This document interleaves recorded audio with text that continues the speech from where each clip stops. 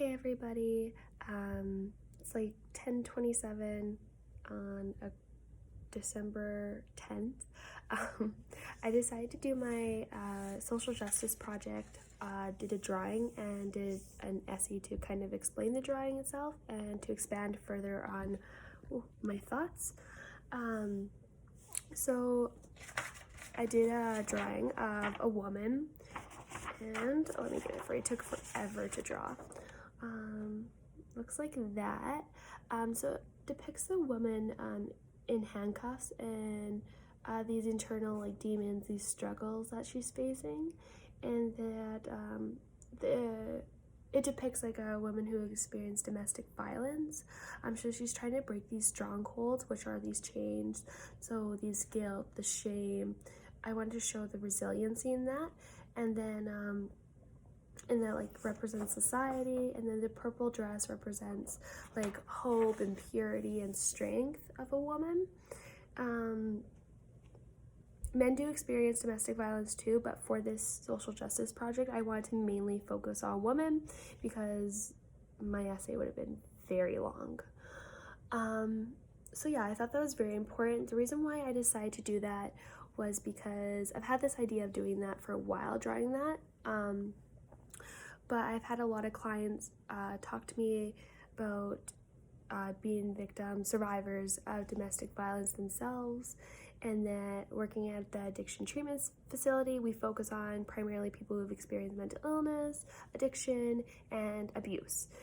And so a lot of my clients who have faced domestic violence have discussed that they feel like they're locked up in a cage, they can't escape, and I just wanted to showcase the challenges of the women in that photo and also the resiliency of breaking those chains. So I did want to discuss a little bit about my essay that I wrote that I felt was like really important to acknowledge. So when it comes to intersectionality as well, Indigenous women actually experience like a higher rate of domestic violence, intimate partner violence compared to a non-Indigenous woman. And that research has suggested that Indigenous women are 2.5 times more likely to be victims of violence. So that's a very high rate. Another thing that is very interesting is so intimate partner violence, domestic violence, can have like a severe impact on a person's health. One being major depression disorder, as also post-traumatic stress, which is very apparent in a lot of people who have experienced domestic violence. And a lot of them also use like substances to cope with that and the trauma behind that. I've met a lot of my clients who have experienced domestic violence, and a lot of them have used substances to kind of cope with the trauma that they don't want to really deal with yet because it's so painful. And I think that's important to acknowledge there. And then in Canada right now, there's a lot of different policies kind of taking place at the moment, and different things come into light with the different governments. So the Conservative government is trying to push for Clare's Law, which is designed to protect those at risk of intimate partner violence to find out their intimate partner's domestic violence history. There's kind of positives and negatives with this, so very interesting research on that.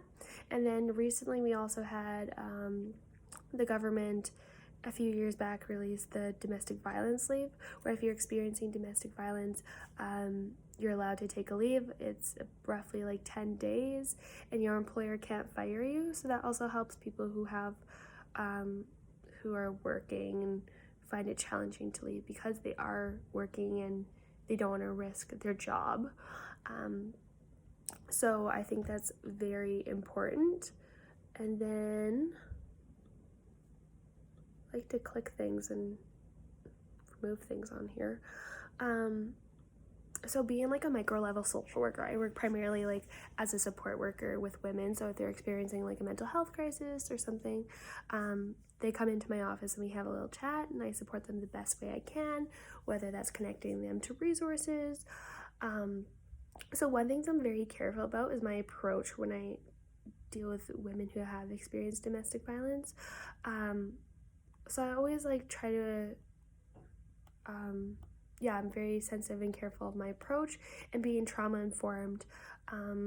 A lot of people I realize do have troubles trusting social workers, so it's also really important to work on that rapport building and building that trust. Overall, I felt like this class is really informative, and I felt like I learned a lot of information about antidepressant practice and applying the theory. So thank you.